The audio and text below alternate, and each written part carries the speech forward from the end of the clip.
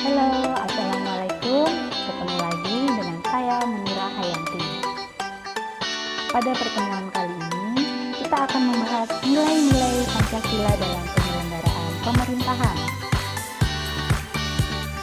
Materi hari ini kita akan membahas mengenai tata nilai, kemudian yang kedua implementasi Pancasila, dan yang terakhir nilai-nilai Pancasila dalam penyelenggaraan pemerintahan negara. Oke, kita mulai yang pertama, tata nilai. Sistem secara sederhana dapat diartikan sebagai suatu rangkaian yang saling berkaitan antara nilai yang satu dengan nilai yang lainnya. Nilai adalah standar perilaku seseorang yang diwujudkan dalam bentuk perilaku. Jadi, sistem nilai adalah konsep atau gagasan yang menyeluruh mengenai sesuatu yang hidup dalam pikiran seseorang atau sebagian besar anggota masyarakat tentang apa yang dipandang baik. Selanjutnya kita masuk ke materi implementasi Pancasila. Pancasila yang termuat dalam pembukaan Undang-Undang Dasar 1945 merupakan landasan bangsa Indonesia yang mengandung 3 tata nilai utama, yaitu dimensi spiritual, dimensi kultural, dan dimensi institusional. Dimensi spiritual mengandung makna bahwa Pancasila mengandung nilai-nilai keimanan dan ketakwaan kepada Tuhan Yang Maha Esa sebagai landasan keseluruhan nilai dalam falsafah negara. Dimensi kultural mengandung makna bahwa Pancasila merupakan landasan falsafah negara, pandangan hidup negara, dan sebagai dasar negara. Dimensi institusional mengandung makna bahwa Pancasila harus sebagai landasan utama untuk mencapai cita-cita, tujuan negara, dan dalam penyelenggaraan pemerintahan. Nah, kita masuk materi yang terakhir, nilai-nilai Pancasila dalam penyelenggaraan pemerintahan negara. Nah, nilai pertama, pengakuan adanya causa prima, yaitu Tuhan Yang Maha Esa. Nilai kedua, menjamin penduduk untuk memeluk agama masing-masing dan beribadah menurut agamanya. Nilai yang ketiga, tidak memaksa warga negara untuk beragama, tetapi diwajibkan untuk memeluk agama sesuai dengan hukum yang berlaku. Kemudian, ateis dilarang hidup dan berkembang di Indonesia. Negara memfasilitasi bagi tumbuh berkembangnya agama dan iman warga negara dan menjadi mediator ketika terjadi konflik antar umat beragama. Nah, sila yang kedua, kemanusiaan yang adil dan beradab, mengandung beberapa nilai.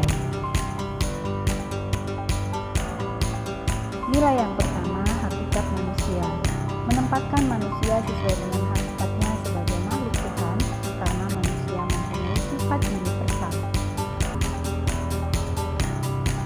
Nilai yang kedua, kemerdekaan. Pancasila mengakui kemerdekaan setiap orang dan bangsa.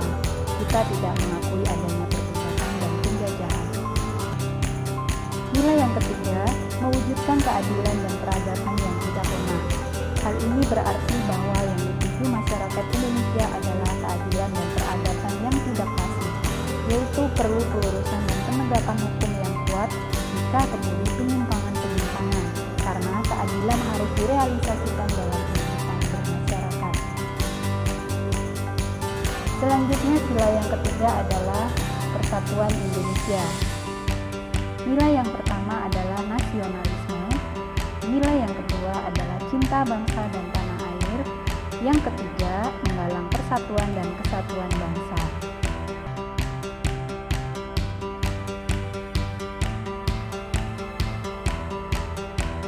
Nilai yang keempat, menghilangkan penonjolan kekuatan atau kekuasaan, keturunan dan perbedaan warna kulit. Nilai yang kelima, menumbuhkan rasa senasib dan penanggungan. Dalam prakteknya, penyelenggara negara itu harus menjamin penghargaan terhadap keberbedaan dan kemajemukan yang ada di Indonesia.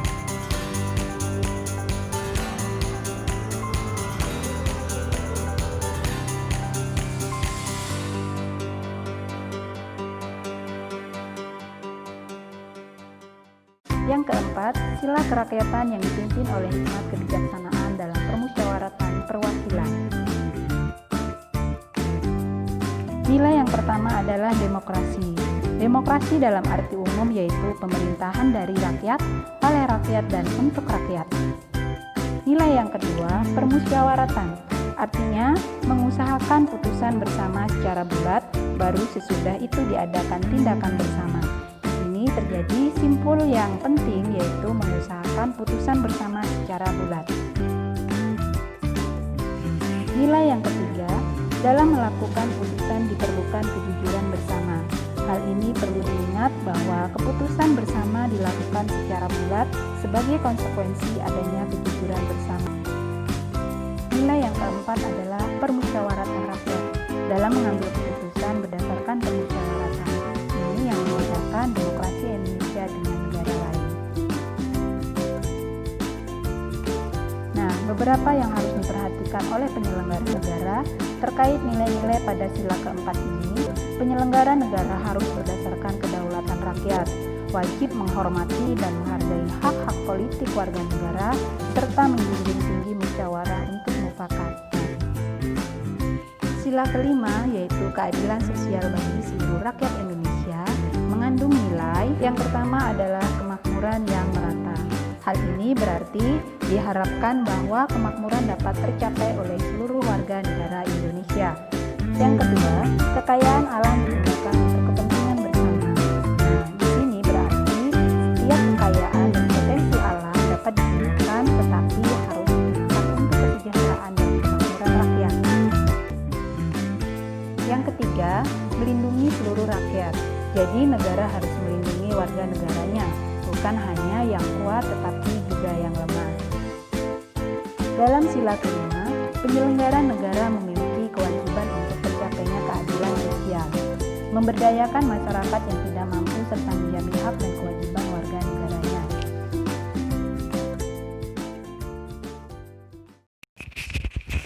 Demikian materi kita pada pertemuan kali ini.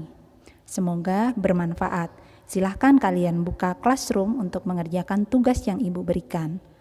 Oke, jangan lupa komen nama, kelas, like, and subscribe channel ini. Terima kasih.